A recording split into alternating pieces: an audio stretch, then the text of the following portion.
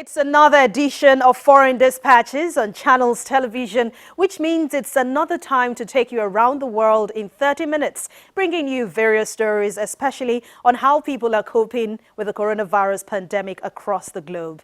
I'm Anne Nwawadu. Welcome. As the United Arab Emirates relaxes its lockdown, Nigerians residents in the Deira business district of Dubai have come out for fresh air after 3 weeks of total lockdown of the city. The lockdown, which is part of government's efforts to fight COVID-19, has impacted negatively on businesses. Our correspondent in Dubai, Mayowa Adegoke, went round town to feel people's pulse. Take a look. With each passing day, Dubai slowly regains its lively buzz following the lifting of a 3-week-long 24-hour shutdown by government. While many roads remain mostly deserted on day one of the liftoff, day two sees a degree of human activity, particularly in the business district Deira, where many Nigerians reside and conduct business. Okay. Today everywhere look lively than other days. You can see cheers in people's face. You can see our visual expression is more better than other 3 weeks. So we see our friends, we see our colleagues, not only chatting on phone now or calling on phone, but now we can speak face to face. That is, face-to-face conversation. It was really difficult for us to start at first, but over time we got to understand the need to stay indoors and stay safe. Although the restriction on business activities may have affected their livelihoods, they insist the shutdown has strengthened the bond within the Nigerian community. Some people are going crazy at home, indeed, but not that much. The reason why I say that is not that much. There are some reasonable Nigerians who have sense of humanity. We can mention restaurants at this hotel. Out of their generosity and pity for their fellow humans, they prepare delicious meal worth of more than 500,000 and share to people.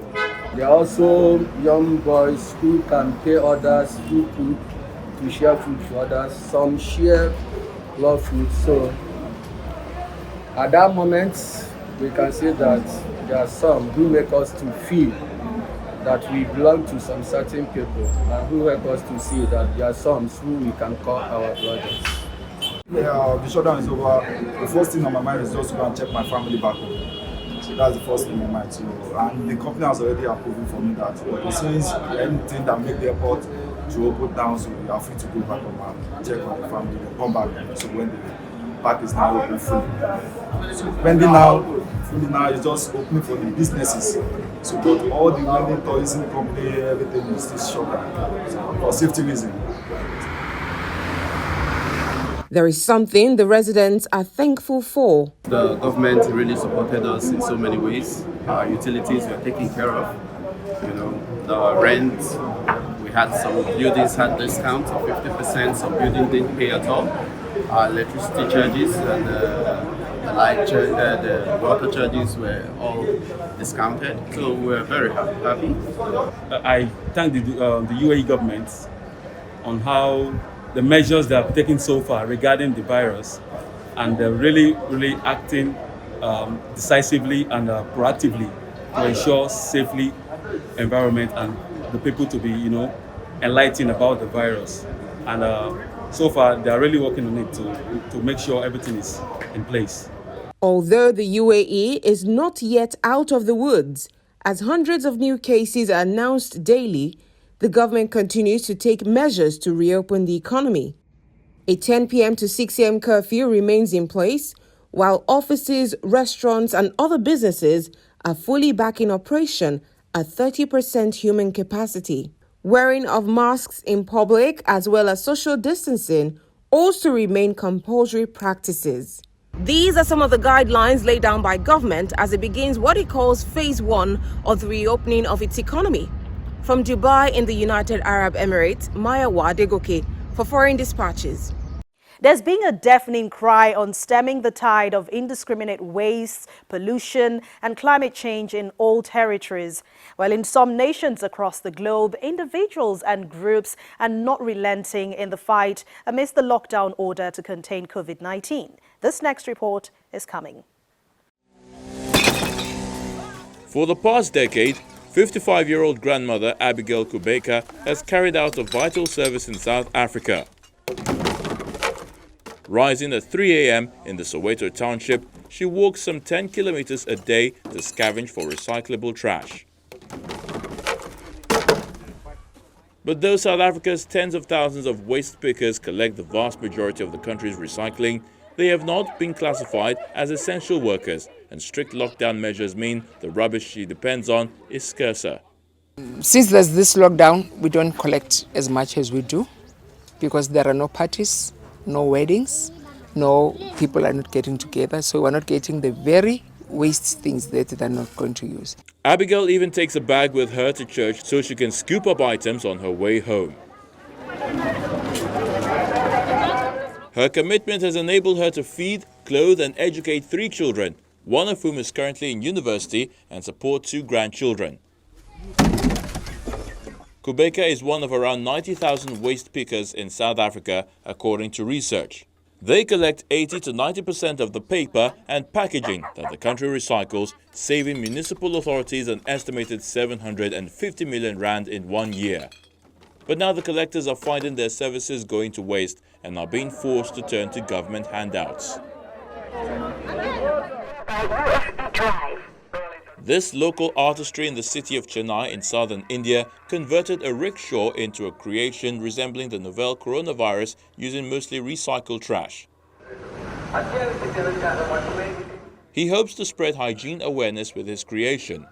The rickshaw drove on several city roads and made announcements via a PA system advising members of the public not to spit or litter the streets. Gautam, the creator of the coronavirus-shaped rickshaw, said that he used 165 plastic bottles to create the spikes sticking out of the entire vehicle. People who are actually having the corona and they have a better immune means they actually spread the corona to the commuters by throwing and also by spitting on the public. So this thing has to be stopped. So just in order to tell this major point, I created by means of using the plastic bottles and waste materials. So the complete corona, what you are seeing, is made up of waste materials alone. Over, like as I said, 165 bottles are used. India has extended its nationwide lockdown until May to curb the spread of the coronavirus, which has infected over 23,000 and killed 700, and that's according to the government's data. Meanwhile, green activists place rows of boots and shoes in a Zurich square to take the place of protesters who normally come out in person on Fridays to demand action on climate change. Organizers said they wanted to make their point while respecting curbs and public gatherings imposed to contain the novel coronavirus in Switzerland. Desert boots, trainers, multicolored flip-flops and ballet flats formed a large block in the city's Zirxenleitenplatz. One protester arrived and placed several pairs.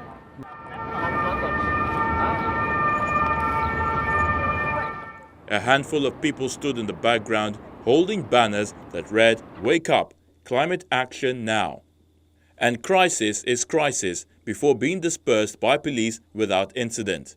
Greta Thunberg, the schoolgirl activist who founded the global Fridays for Future protest movement, acknowledged that demonstrators were having to change tactics. In a tweet, she wrote, "Today we had planned a global climate strike with millions taking part. But in an emergency, you have to adapt and change your behavior." Last year was the hottest on record in Europe, according to a study released by the EU's Copernicus Climate Change Service.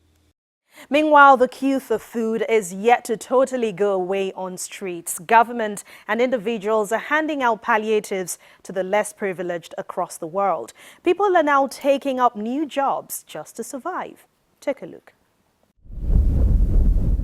Germany's farmers battling coronavirus restrictions and still managing the problem of trying to find enough pickers for the asparagus season are now facing a looming drought for a third straight year. Germany's agriculture minister has said she is concerned about the impact of continued dry weather on crops and that the third drought year could hit farms incredibly hard. Germany suffered droughts in 2018 and 2019, which caused harvest damage and loss of income, and the ground remains unusually dry. Since mid-March, some regions had received less than 10 liters of rainfall per square meter compared to 50 liters per square meter usually. Farmer Akim Ziepen said he was already facing concerns over water. Now we have another run since the beginning of March with no rain, and now things are getting dry again, and water is getting scarce. There will soon not be enough water for the crops, but I don't know which subsidies should be offered to balance out the drought. The goal should actually be to push on with climate protection so that we don't keep getting these arid summers. Germany is one of Europe's leading producers of crops, including wheat, barley, rapeseed, and sugar beet. And the country's recent mild winter also means more insect problems for crops. White asparagus producers are already facing crisis in March as the lockdowns shut out seasonal pickers for Eastern Europe. Germany's agriculture ministry did reach an agreement to allow up to 40,000 seasonal farm workers into the country in April and another 40,000 in May. The workers will travel by air rather than by bus to protect themselves against the threat of coronavirus. A series of other conditions include seasonal workers undergoing a medical check and keeping their distance from one another while they work, while their accommodation should only contain half the normal number of people. In addition, the government has sought to attract an additional 10,000 people in Germany to work on farms, including the unemployed, students, asylum seekers, and people temporarily laid off from other jobs. In past droughts, the government had introduced financial support programs for farmers. Tourism has no doubt nosedived as nations are working out measures to get rid of COVID-19 and return to public life. Now, this next report takes a look at the losses incurred by some tourist centers. The sound of bells sounded around the centuries-old abbey atop the Mount Saint-Michel, a tidal islet amidst vast sandbanks off France's northwest coast. In normal times, the mount draws more than 2 million visitors a year. Now it lies empty, except for a handful of local residents, whose restaurants, souvenir shops and cafes depend on the influx of tourists. For Yann Galton, the commune's outgoing mayor, the coronavirus lockdown has stripped Mont Saint-Michel of a cosmopolitan atmosphere brought by the crowds of foreign visitors.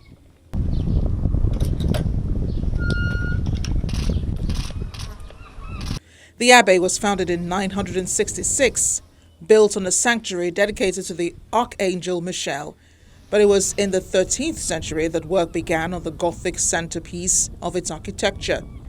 With towering walls and soaring pinnacles, tourists began swarming to the abbey and the village that arose in the shadows of its walls in the 1980s, after it was designated a World Heritage Site. Now with France under virtual lockdown, however, the Mont Saint-Michel is closed to the public and tourism is almost the only source of income. Eric Bayon, who heads the La Mer Polar business, said the group's 250 employees were temporarily unemployed on a government furlough scheme. Mont Saint-Michel has a character which is the antithesis of what's being asked for today. It's like the Tour de France. It's like an airport. It's part of its charm. People everywhere. It's part of the legend. Even if sometimes people complain about having to queue, you're on holiday. It's not about being all alone. It's about hanging out in the evening on the harbor with lots of people eating an ice cream. Souvenir shop owner Marc Riot is worried for his 20 staff and his business. He counts April as the month his summer season begins. I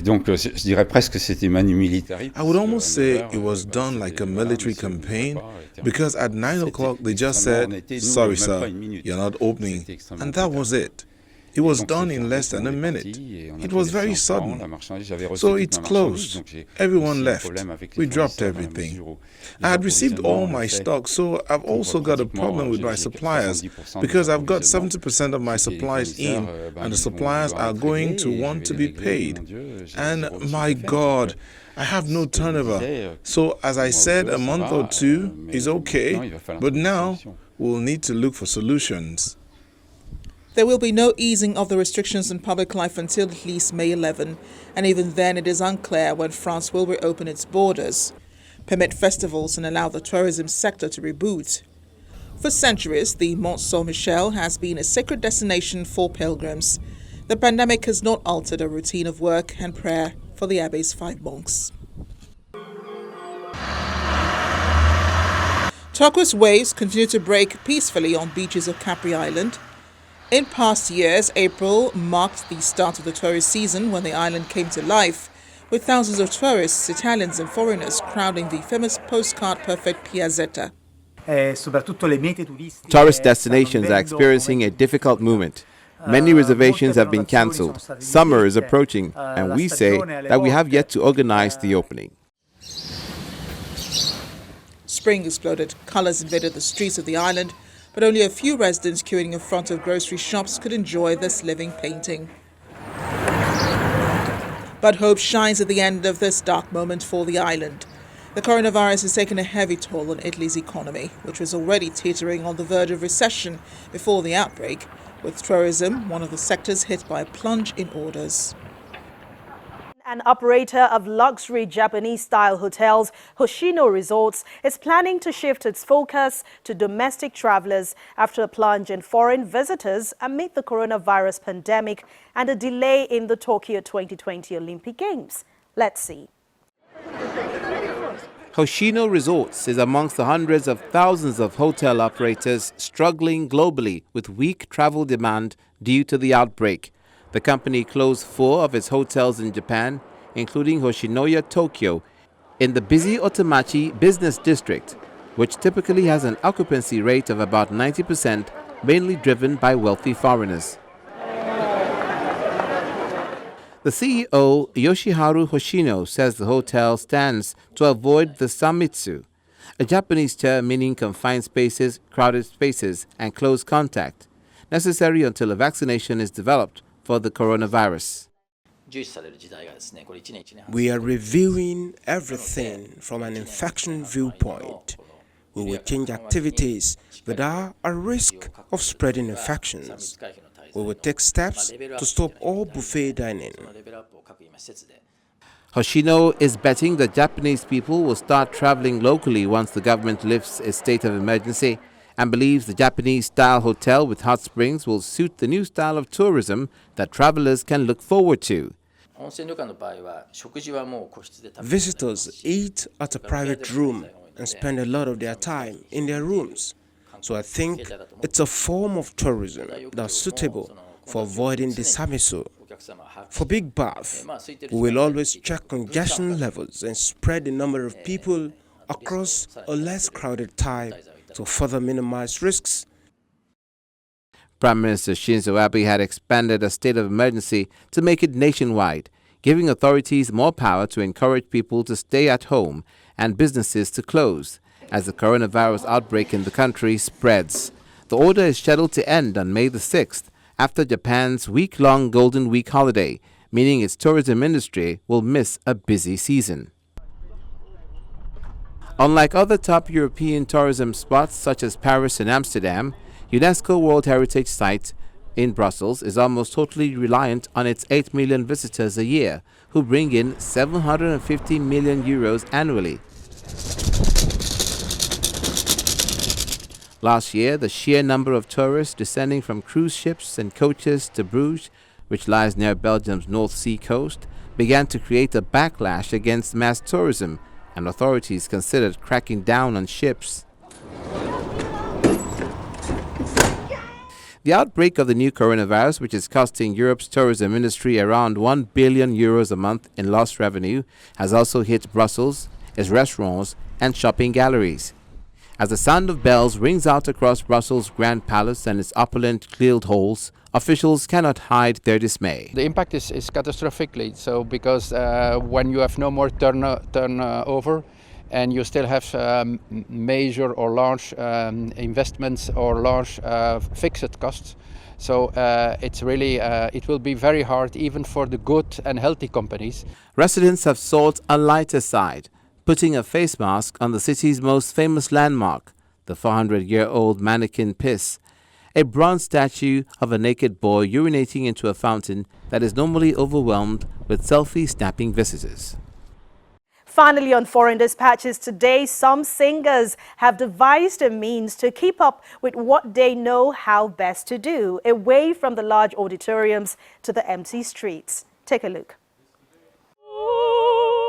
Laurie Sen and Erica Marie are opera singers who have been delighting hikers in Washington, D.C. area during the lockdown.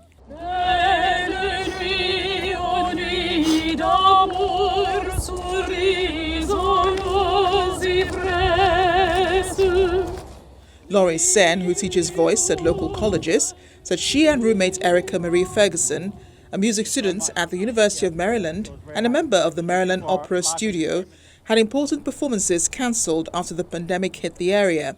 Once the pandemic kicked in, we were on the verge of big performances, both of us, and then they got rescheduled or cancelled, so we were quite upset about it, and then we decided that we should continue making music anyway.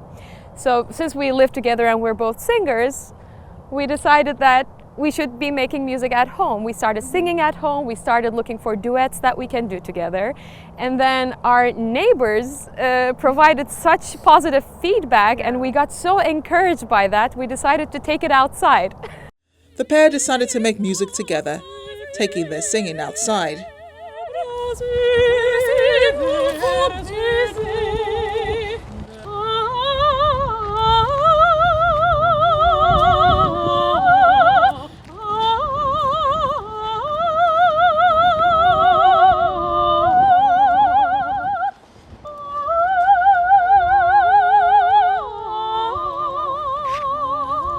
As we were singing and walking, it wasn't intentionally for anyone else at first, but then people would stop us and say, "Thank you so much for singing, it brightened up our day," or "Why aren't you singing? We loved it so much." And so we decided to come back and do it again, and the look on people's faces when they hear classical voices in such a mundane place is very exciting, and it's nice to be able to share opera in a space outside of a theater and outside of an opera house. The duo have returned to the park several times.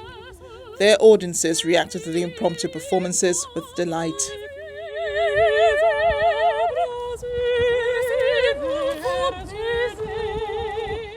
The Washington, D.C. area is in its 6th week of stay-at-home lockdown. About 22 million have filed for unemployment benefits in the past 4 weeks, with millions more expected to file in.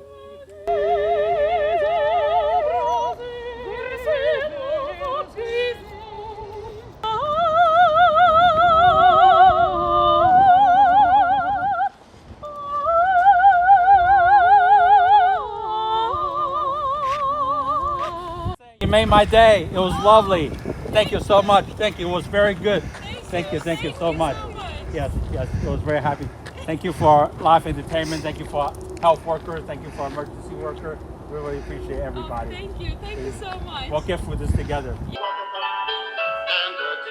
6 dancers from the Dutch National Ballet headed out into empty streets of Amsterdam this week to perform their parts in a piece of choreography inspired by the coronavirus lockdown. Each put on a solo performance out in the open, some in front of landmarks including the Amstel Hotel and the Eiffel Museum. Footage of each piece will be edited together into a film titled Gently Quiet that will be streamed online by early May, according to the National Ballet Association.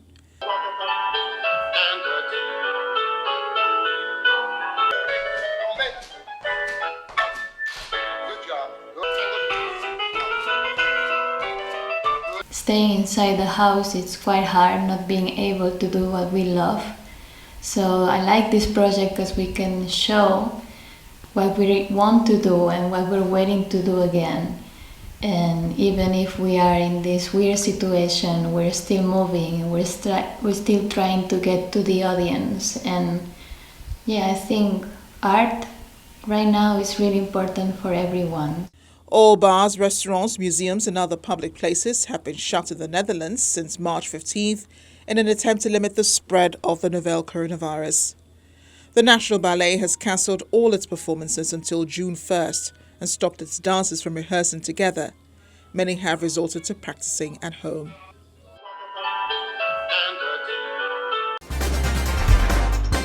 That's Foreign Dispatches today. Thank you so much for watching. Please visit our website, channelstv.com, to keep up with all our top stories. I'll see you again next week. Please stay safe and follow the guidelines by the government as we all fight to end this pandemic. Thanks a lot for watching again. I'm Anne Nwawadu.